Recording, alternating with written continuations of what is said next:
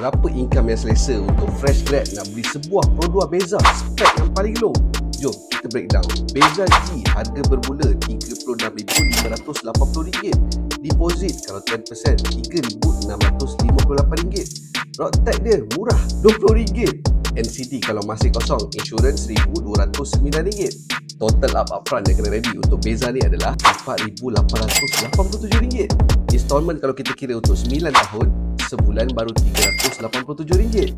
Setahun RM4,644. Kita kira pula dia punya yearly expenses. Insurans RM1,209, road tax RM20, servis setahun RM506. Untuk wear and tear kita buatlah backup file RM500.